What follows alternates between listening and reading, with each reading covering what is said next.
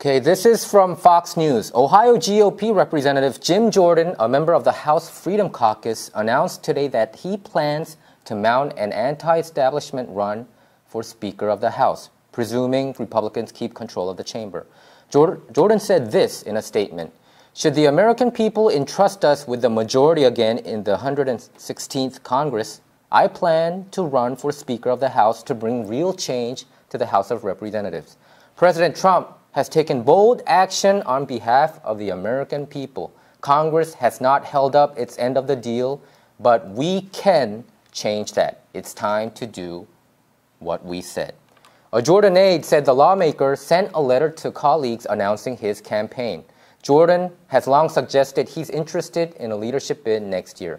The announcement comes a day after Jordan and other conservative lawmakers who have hammered the Justice Department over its handling of the Russia investigation introduced articles of impeachment against Deputy Attorney General Rod Rosenstein. Wisconsin Representative Paul Ryan, the current Speaker, has announced plans to retire at the end of the term. He also opposes the Rosenstein impeachment effort. And this is why I call him a swamp creature, Paul Ryan. What are you even doing regarding the ridiculous Mueller special counsel probe? But it is true that Jordan bid is considered an uphill climb. First, Republicans must maintain control of the House for him to have a chance. Second, Jordan would probably face competition from House Majority Leader Kevin McCarthy and House Majority Whip Steve Scalise and others. McCarthy, the Majority Leader, said during a speech to conservatives on Wednesday that he plans to run. McCarthy said this during a Turning Point USA conference: "I do not want to see Nancy to come back as Speaker." Nancy meaning Nancy Pelosi. "I want the next Speaker to come from California, but I don't want it to be Nancy. I want it to be me." Jordan would likely have the 40-plus votes of the conservative House Freedom Caucus, but it is less certain whether Jordan could command the 218 votes necessary to win the speakership on the floor on January 3rd. Fox News reports that Jordan's candidacy could be seen through the lens of a spoiler or kingmaker. So under that thinking, Jordan is likely to command at least 40-plus votes, enough to deprive McCarthy or Scalise the votes for Speaker on the floor. But if either of them or another candidate bows to Freedom Caucus demands, Jordan and thus the Freedom Caucus could then throw their support behind that person. Jordan is expected to have the support of outside conservative groups affiliated with the Tea Party, like Freedom Works, which said Thursday they plan to spend at least $500 million in support of Jordan's bid. But Jordan would have trouble attracting widespread GOP support because some Republicans outside the Freedom Caucus do not appreciate his guerrilla tactics. Jordan is a 3-time All-American wrestler in college. He also still faces scrutiny over what he did or did not know 30 years ago about allegations of sexual abuse when Jordan served as an assistant wrestling coach at Ohio State. But Jordan said the whole thing is bogus. This is what he said regarding the allegation: "I never saw, never heard of, never told of any kind of abuse. We would have dealt with it if we knew of anything that happened. Right now, it doesn't look that easy for the Republicans to hold the House." University of Virginia political science professor Larry Sabato's crystal ball this week said for the first time this year that Democrats have the edge in retaking the House. And on the Quinnipiac poll, Democrats also lead Republicans by 12 points in a generic House ballot, with Democrats favored over Republicans 51% to 39%. Hi, I'm Michael Wan, your host for Michael Wan's Op-Ed Live, and this is Jeffrey Prang, our LA County Assessor, who is running for re-election this coming November. Our show, Op-Ed Live, is not about left or right, it's about what's right or wrong. So, what say you, Jeffrey, regarding this whole thing about the, So it's very interesting. I'm a little surprised to see that Congressmember Jordan has declared himself a candidate for Speaker of the House. Although in the context of what you just said, I think I may have a little bit better understanding of what he's doing. The first reason is, as you indicated, there are these allegations of sexual harassment. Yes. Not by the Congressmember, but by the former coach who he worked for. The coach has died a number of years ago. But this issue just came up a couple of weeks ago one of the former wrestlers under Congressmember Jordan, former assistant coach, said that he was sexually abused by the coach, and indicated that Jordan was familiar with that, and the Congressmember denied it. Okay. But since his initial denial, a handful of other wrestlers from the Ohio State program have come forward and said that Jordan was familiar with it, that they did bring it to his attention, and that nothing was done. So I think, again, I don't want to cast judgment because I don't know, but I believe when you have that number of witnesses who are saying that Jordan did know something and didn't do anything, I think that's a problem. And typically in politics, if you have a problem like that that's not resolved yet, it's really risky to decide to put yourself out to run for one of the most powerful offices in the nation. If I were advising Mr. Jordan, I would say build your case, stay on the sidelines more quietly, because his problems with that wrestling allegation could cause complications for the Republican caucus in the House. How many of the wrestling members came out that Jordan knew about it, but he just turned a blind eye out? I don't remember the exact number, but I would say a handful. Is it more than 5? I believe it was around 5 or 6, but don't quote me on that. It was enough that if it was just 1 or 2 people, you might be willing to dismiss it. Once you start getting into a handful of people, you could cynically say they're conspiring, but there doesn't seem to be any reason why they would do this. What do you think about some people on the Jim Jordan side saying that this whole thing is kind of like a witch hunt, that since he was, his political popularity was on the rise before this, because within the Republican Party, he was a very outspoken critic of the Robert Mueller's probe, and he was also an outspoken critic of Rod Rosenstein, who actually, he's one of the members who's pushing for impeachment of him. Right. You heard of the news. So I think he's popular among probably Trump supporters too, that Jim Jordan, I think before this allegation came out, whenever I saw him talk, I felt like he's a righteous person, but before this allegation came out. And he always tried to stick with the truth. He has this trademark of not wearing a jacket, and him being a 3-time former All-American wrestler, I felt, I told people around that Jim Jordan might be a presidential candidate in the future. That's what I talked to some of the Republican politicians when I meet with them, because I felt like he's very articulate in his speeches and he knows what he's talking about. And I felt he really knew about the Robert Mueller special counsel investigation, the problematic sides of it. I know that you support it, but he really pinpointed some of the flaws of those allegations, being that it was Rod Rosenstein, the Deputy Attorney General. He recommended Trump to fire James Comey, so that's what he did, but then he felt there was something wrong regarding the process of Trump firing Comey and then put a special counsel. That's pretty much the essence of this whole entire special counsel investigation. So, but this allegation came like a month ago probably, and it's kind of building up. And some were saying that because he has been such an outspoken critic of the special counsel investigation and also Rod Rosenstein, and now pushing for impeachment, that it was just a political witch hunt on him. What do you think about that? So, first, 2 thoughts. The first one is I'm not that familiar with Representative Jordan historically. I'm fairly new to him. I would say that anybody from the Freedom Caucus who's looking to advance in leadership, I think that's a tall hill to climb because they are the most conservative of the conservative. And typically you don't see people from the fringes getting elected to leadership.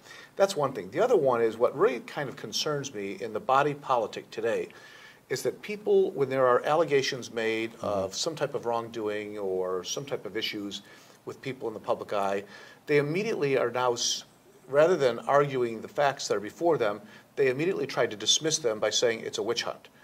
And I think there's a lot of people who are inclined to believe that anything that criticizes people they like must be fake news, it must be a witch hunt, rather than, if we had students who were abused at Ohio State, our first priority is to make certain that we understand the facts. Were they abused, and were the people who were responsible for protecting them held to account? But we're not doing that. We're talking about, Mr. Jordan is saying this is all bogus, it's a witch hunt, and I'm the victim here, as opposed to these students who really deserve to have our attention. Since there are many witnesses who they claim to be like 5 or 6, you think there should be some kind of a thorough investigation to clear this out before I think before he tries to run for the Speaker of the House, right? Well, if I were advising him, that's the advice I would give, because I'm in the political. If he's if he's a loyal member of the Republican establishment, he should be concerned about the integrity of the Republican caucus in the House. He should not force his colleagues to have to make this type of decision, which could, if it's found out that he did know, this could damage all the people who support him. Isn't it? But the coach is he passed away, right? The coach has passed away, but the university is doing an investigation. They're meeting with students who were abused. They're taking testimony from those who said that Jordan was familiar with it. And when they're done, if they have evidence to indicate that he was in any ways culpable, that's going to be very damaging for him, and it will embarrass all those people who are supporting him for speakership. Okay, and there's also probably a possibility that other people might come out and say they were also abused by this coach. Exactly, that coach was there for a long time, so and it sounds as though he was kind of a serial abuser. It's kind of like that situation from the Notre Dame. Was it Joe Paterno, one of his assistant coaches? Penn State, right? That was also he was abusing his students too as well for a very long time. And they were all closed lips, right? Some of them were, but as they began to do the investigation, they found out that the assistant athletic director, that Joe Paterno himself, that other people were aware of his proclivities, and they took no steps. But in that case, the sinister thing about that guy, I forgot the coach's name, the guy who abused all those, I mean, it's just a horrible guy, but he used to be a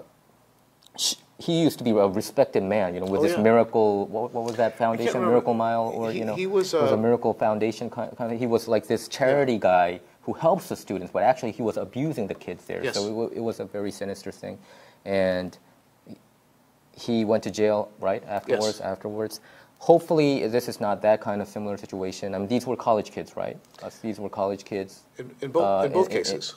In both cases, Ohio State University and Penn State University. University. Was that also college? Yes. I thought that he was abusing the young kids. He was abusing young kids. The guy from Penn State he was doing this nonprofit organization. Yes, he had a nonprofit. Right? Yeah. And that's the difference. The abused were kids on those sides, and this one at the university. Yeah. And this one is college students. And there was a different type of abuse. This guy Jerry was his name in Penn State. I think Jerry, I forgot his name. Jerry Sandusky. Yes, Jerry Sandusky was abusing minors. Yes. Using Penn State facilities. This coach who from Ohio State, abuse is abuse. Yeah. But it sounds like he was a doctor, I believe. And not the coach, he was a doctor. But I believe that what he was doing was when he gave examinations, he was being too friendly. He wasn't, the degree of his abuse, none of it which is acceptable, was a little bit You're right. Less dramatic than what was going on with Sandusky. You're a politician, so I think politicians is a tough job in general. You put yourself out there. Right. So I mean, everybody made mistakes in their lives, I would think. And do you think it's sometimes unfair to the politicians that some dirt kind of comes out after like 30 years later, 20 years later? I mean, some of the dirt should be probably condemned if it's horrible, but some of the things it's like, man, probably that kind of mistake, anybody would have made it. Do you sometimes feel it's an unfair shot, or what is your take on that in general? It depends, and I think there can be cases where things are unfair. That's why it's really important that we have all the facts. Okay. All we know is what the television has been reporting to us, that there were allegations of abuse by this doctor at Ohio State, and that there are a handful of former students who said they believed that Jordan was aware of it. So we need to understand what those charges were about what he knew. Yeah. Did he know enough that he should have brought it to the attention of his superiors? He seems to be saying that whatever he knew or didn't know was so insignificant it didn't register with him. Yeah. And he should have, in fairness, he should have his opportunity to defend himself. Yeah. But I think, but I don't know. I think the fact that so many have come forward, if I were him, I think I would lay a little bit low. I certainly would not want to take the rest of my colleagues in the House of Representatives down with me if it comes to that point. So right now there's an ongoing investigation regarding that, right? So Yes. we'll see what happens with that. And what is your take on Democrats leading for the first time in the crystal ball thing? You know, that Democrats have a higher chance to win the House, take over the House this year. And also there was a Quinnipiac poll that showed that the Democrats are up 12% points. My recollection is at one point last year, in 2017, they were similarly around 12%, then the gap narrowed, and it's just opened up again. It certainly does not surprise me. I think the administration's policies on a whole range of issues are simply chaotic, and I think that Republican leadership in the Congress has been reluctant and very shy about calling out the administration and the president when he does things that are wrong, like what he did in Helsinki. And so I think the public wants to see a more comprehensive and cohesive and organized and disciplined policy, and we don't have that right now. What do you think about the midterms? In the midterms, is it like 36 seats that flips over on average? Because right, almost you know historically, right? That's historically, what I think the number the party is, in power. 36 seats, right? 36 might be on the high side, but there have been a couple instances. In 2006, there was a huge shift. In 94 was a huge shift too, right? 90 was it 90? So we've actually had some really big shifts in the last 25 years that we have not seen. That were not usually that frequent. 94, 2006, 2010. So those were big shifts. Yeah, those were huge. And right now, things are chaotic enough politically in this country that, as these polls indicate, that we could see another big shift in November. Or the polls could be wrong, like 2016 too, right? Who knows? They could be, but right now they have the edge, I would say. Yeah. So there's a difference between 2016 and 2018. 2016, you know, Donald Trump is the guy who defies polls, who defies conventional wisdom. He's not on the ballot now. No. So the people who are on there are much more likely to follow conventional wisdom. Now, anything could happen, because I never like to be too firm in my political estimates, but that's my instinct. I think I'm honest and independent enough to say that the Democrats have the edge. You know, historically, I think it is 36 seats that flips over, and I think they have the advantage. I mean, because of that historic factor, and usually, if you win the presidency, after 2 years later, somehow the president's side of the party seems to be a little bit laxed, and they're more on the edge, you know, the other party. So I think, you know, we can't ignore that factor. The reason being is when you're a new president, there is no real good training ground to be president. You got to learn how to run a country. Exactly. Even if you're a governor or a senator, it's still just a fraction of what you need to know as president. So it takes everybody a little bit of time to get to know the job, to get the public accustomed to the change in leadership and the change in policies, and maybe they're going to like him and maybe they won't. But even Ronald Reagan, who was arguably one of the more popular presidents in recent decades, lost a huge number of seats. He did, right? In his midterm, and even though he picked up both houses of Congress, he lost. I think it was the. Wasn't it always a Democrat? He always had Democratic House. Yeah. He picked up the Senate, and then he he lost lost the it Senate, 4 years but the later. House was always dominated by Democrats for a very long time. What is your assessment of Paul Ryan? Since he's retiring this year, do you think he was a good House Speaker, or do you think he was just a? I don't think he was a good House Speaker. I think he was just below average, in my opinion. I think he was below average. I think probably different reasons. Yes. Well, there's two things I can say about him. When he was just a House member, he was kind of an ideologue, and he was pretty outspoken in his views. When he became Speaker, it's like he lost his spine. He was sheepish, and I understand that it's a difficult job because you have to when you're head of the caucus, you have a bunch of people throwing bombs on the right, and other people trying to tack for a more moderate approach in trying to keep everybody happy. I think he just did a really bad job at it. And I don't think he showed that he had terribly good political skills, and I think he's been extraordinarily weak in dealing with some of the more chaotic approaches of the administration. Yes, I already said it in the monologue. I think he's a swamp preacher. I think he's with the establishment. You know, I already told you all the time. You know, we say it in private. I particularly do not like these establishment types. I think he is the epitome of it. I think it was. I supported the tax cut plan. I think he did well there, but I don't think he really showed any spine, like you said. You know, I don't think it's like he's almost non-existent in a way. So either whether he was rather for Republican, I mean, with Trump or with whether he sided with the Democrats. He wasn't either way. So, of course, he's not provided leadership. Yeah, I think he didn't provide leadership. So I think we both agree on that.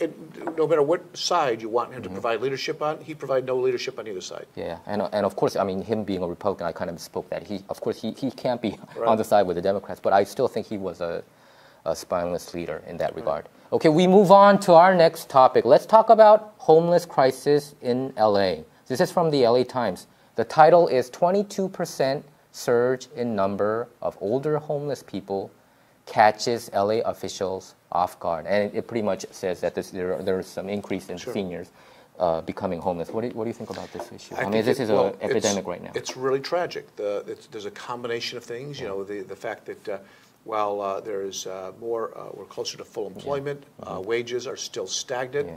Housing costs in LA are increasing, and it's when you're a senior citizen and your ability to work or being on a fixed income, it makes it more difficult. So naturally, there's going to be a larger homeless.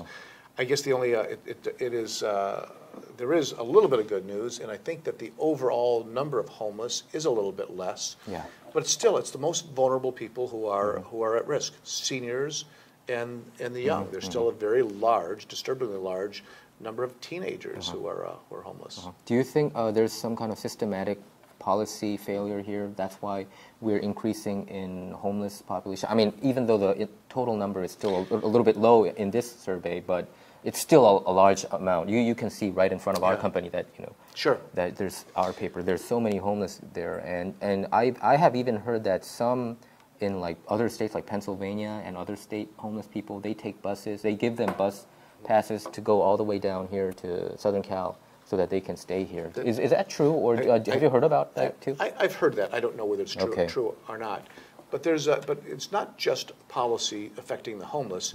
It's all the issues that are adjacent to it. So the fact that we have a housing shortage, just even for working people, middle income people. I have, as the head of a county agency, I can tell you that a good number of my employees live in San Bernardino and Riverside County, and they commute in for hours a day because that's where they can afford to buy or rent housing. So that's, if it's going to have enough impact on people who are working, who can't afford rent or a mortgage, it's going to have even a bigger impact on lower income people. So we need to build more housing in general, more housing for the homeless specifically. And for the homeless. And the homeless and those people. Can shelter be an answer for that? Or do you think it's controversial? Shelters are part of the spectrum because some people are homeless. If you can give them a home, they'll be fine. Other people need transitional shelters because they need additional attention and care. I guess the best thing we could say is, and maybe it's a little bit slow in moving because it is when you try to implement new policies, but we have two major initiatives that are going to help address the homeless issue. One is the Measure H, and one is Measure HHH. One of them provided bond funding to build more housing for the homeless. The other one provides more social services, outreach, drug and alcohol, counseling, and that type of care. So these were just adopted in the last 2 years. The organization is being assembled in order to provide those services and to build that housing. But it's kind of like a ship in the ocean. Once you start turning it, it takes a long time. Right, it takes a long time. I'm hoping that we will begin to see more tangible results very, very soon. You are supportive of those HHH measures? Yes, I am. I think we cannot continue to talk about the tragedy of homelessness in this issue in this county, and not be willing to put our money where our mouth is. It costs money, and there was not enough money in government to pay for these services. So you think housing is the most important thing, and also treatment for addiction? Having a place for people to get off the streets is probably the most important. But there's a number of other components that feed to housing, to homelessness. One of the big components of our homeless population are those who are mentally ill, and they need care. There is another They're like 30% of the entire homeless population, right? And, you know, and including the drug addicts, I think it's like 52 or 53%. So right? it's a big Those chunk are a huge chunk. So, you know, so are we supposed to help the other 48 or those 52? Some people say those 52 are hopeless. They're not hopeless. I mean, hopeless, but they're not hopeless. Helpless, Well, they do require extra effort. It'll be more expensive. People who have substance abuse, we know that there is treatment for people who are addicted to drugs and alcohol. We have to, but it's difficult to get some of those folks into treatment. People are mentally ill. I do believe that we should look back to some policies that were cast aside decades ago, and people who cannot care for themselves on the streets, I believe we need to have compulsory institutionalization. If they're a danger to themselves and possibly others, if they're unable to care for themselves and take care of their medical needs, I think we should have the ability to remove them from the streets and give them the care that they require. The easiest ones are those people who are simply struggling, who may have had they may have had a bankruptcy, they may have had lost their job, maybe they were married and one of the breadwinners was out of the picture, and they just need some transitional help to get into a place that they can afford. And you think those things we can probably help out immediately, so right off the bat, right? I think these funds will help us with that. Here's what I see with some of the historic problems. In the past, I think we were overly reliant on nonprofits to provide homeless. Yes. And like it was, Midnight Mission and all the of union, them. God bless them. They're doing the work that we needed the government to do. There is a role for government that was not present previously, and I think this investment will put them in a position where they should be to support the nonprofits, but also to provide comprehensive overall government support. Well, last question. Many people were concerned just because of the things that you just mentioned. We rely too much on the nonprofit, especially in downtown, and you see Skid Row there, right? Yeah. So many people, they don't have confidence in governments because they have not been effective in enforcement. If you look at Skid Row and some of the other aspects of the city, we don't see the strength of the city regarding those issues. So that is why many people are concerned about shelters. The question is, how can we be sure that the local city government would do a better job than the nonprofits out there? So, I'll just give you an example. Like in Koreatown, people are concerned that if a shelter comes here, that it will pretty much be like a shelter in Skid Row pretty much being exported here, and you're going to see a lot of homeless, chaos, all the dirty streets you see there. That is going to be just chaotic situation here. What do you say to those people? So, first of all, I think there is fundamentally a role for government in providing these types of basic services. Homeless services is like the only major social service need where, for the most part, the government kind of sat on its hands for a very long time. But but there are certain social service needs that the government has to play a role in, and I think this new funding sources will give them the ability to have that role that they historically have not had. I think there are going to be mistakes along the way because they're learning how to put this structure together. But there's no other huge human need in this country which relies exclusively on or heavily on nonprofits like the homeless. I just think that's Got it. So I'm optimistic that these resources will eventually develop the structure that people will have more confidence in. But right now, as you know, we're going to be building the kind of shelters and facilities. They say bridge homes, right? Bridge homes. I was a city council member for many years in West Hollywood. In the time that I was there, we built at least a dozen. And it worked like a homes. We put them in the best neighborhoods and the worst neighborhoods of the city, and all of them functioned really well. They weren't homeless. They were for low income housing. People were always very apprehensive about those moving in their neighborhoods, but they all work really well. Okay, we'll leave it at that. Well, that's our show for today. Our show, Op-Ed Live, is not about left or right. It's about right or wrong. To stay up to date with our latest videos, make sure to subscribe to this YouTube channel by clicking subscribe. Thanks for tuning in.